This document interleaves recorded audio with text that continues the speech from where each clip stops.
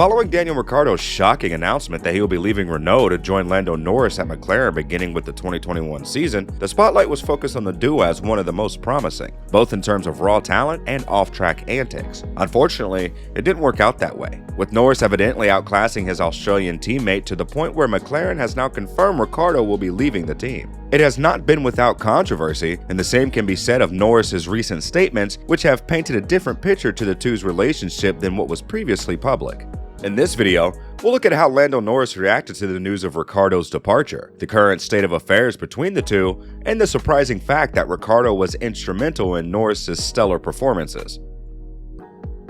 It had been speculated for some time, but it is now official that Ricciardo and McLaren will part ways at the end of the 2022 season, following two difficult seasons in which he has struggled to consistently match Norris.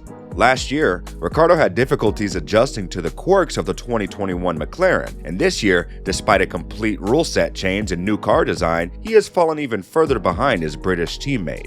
Although the decision is final, McLaren are describing it as a mutual split, and Ricciardo has stated that it was the team that has decided to make the change. In any case, Norris now knows that 2022 will be his final season as Ricciardo's teammate at McLaren. After the news broke, Norris took to social media to reflect on the joy of working alongside Ricciardo and to wish him the best for the future. But first, Norris wants him and Ricciardo to finish their time together on a high note, with McLaren battling Alpine for 4th place in the Constructors' Championship.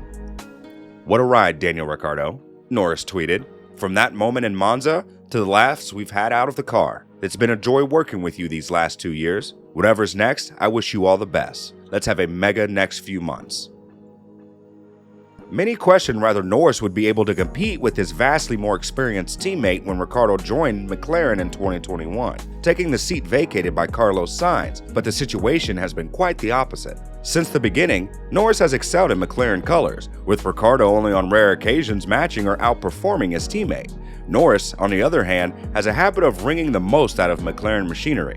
This was undoubtedly a major factor in McLaren's decision to part ways with Ricciardo. If a rookie driver had been performing at Ricciardo's level, questions would have been raised at this point, but the fact that Ricciardo is a grid veteran with 8 race wins in his name, including his sole victory with McLaren at Monza, means McLaren's expectations were set high. So with Norris excelling at Formula One's #1 rule, beating your teammate, he kept pushing Ricciardo closer to the exit door until he had to walk through it. Ricciardo and McLaren have worked extremely hard to try to correct this, but have been unsuccessful, and Norris admits he is surprised that it has not worked out given Ricciardo's reputation as a multiple race winner and one of F1's elite drivers. Asked if he had sympathy for his teammate, though, Norris admitted, "I would hate to say it, but I would say no. People will probably hate me for saying it. It's difficult because I never know if I might encounter that in the future with this car or with a different team or whatever. So I never want to contradict myself going into the future, but I've just got to focus on my driving, and that's not my job to focus on someone else. I'm not a driver coach. I'm not here to help and do those kinds of things. I'm here to perform at my absolute best, and that's about it. It's difficult though when people start to have an expectation that it's my job to also just start doing these other things and helping and describing this and doing that, when that's not really the case. And it's also the case that if I don't perform well for a few years, that it can also be the end of my career and the end of me driving and Formula One. So I've got to focus on myself for the majority of it." Norris went on to say that the reason for his blunt stance is that every driver must adapt, and he believes that it is often overlooked that he had to do so at McLaren as well. He has been driving for McLaren since 2019 and is only familiar with its F1 cars. That's combined with the long-term contract he signed with the team has led to speculation that the cars were designed to better suit his needs. Norris dismissed this perception as completely incorrect, and went on to say that the MCL36 leaves much to be desired in terms of his driving style as well. Norris has established himself as one of F1's most exciting young drivers, but when told that another interpretation of Ricciardo's struggles is that Norris is a special talent, he was hesitant to agree.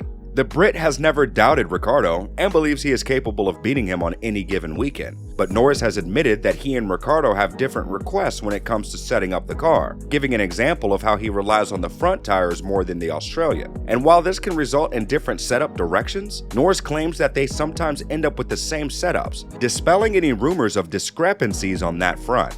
But the fact remains, whether it's fair or not, Lando Norris will have a new teammate in 2023.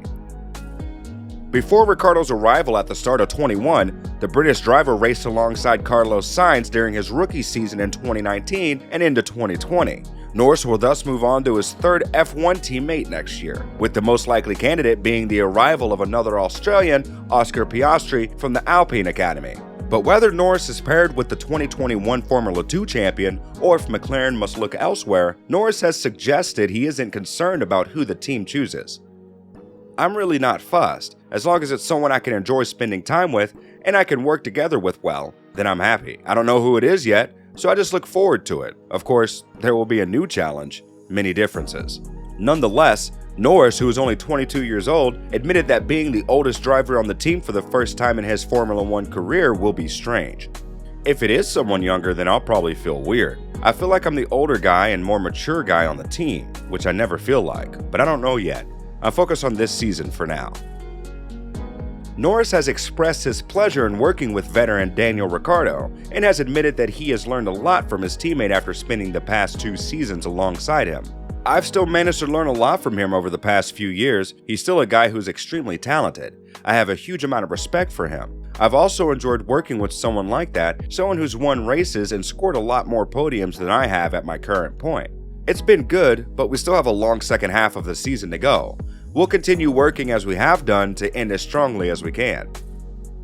In terms of Daniel Ricciardo's most likely replacement, there has been little news on how far the process of figuring things out has progressed. Alpine has remained steadfast in its belief that it has Piastri under contract for next year, and with McLaren equally adamant that it has him signed, F1's governance structure means the dispute must now be resolved by the Independent Contracts Recognition Board.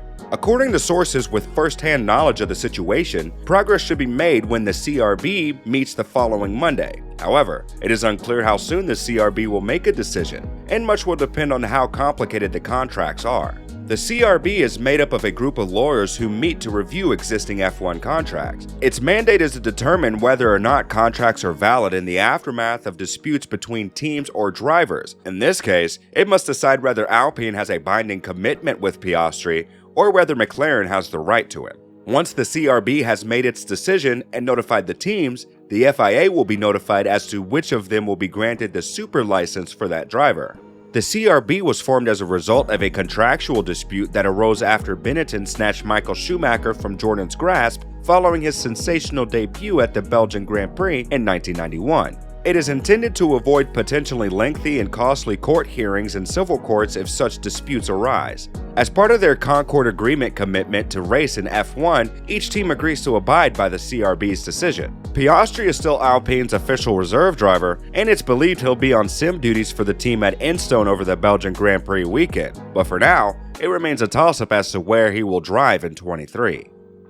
So, what are your thoughts? Is Daniel Ricciardo largely to blame for his poor performance, or was he simply unlucky with the car? How do you think Lando Norris will fare if Oscar Piastri joins his team? And now that the season is finally resumed, what are your predictions for the Belgian Grand Prix? Let us know in the comments section down below. And if you enjoyed the video, consider liking and subscribing. It helps us out a lot.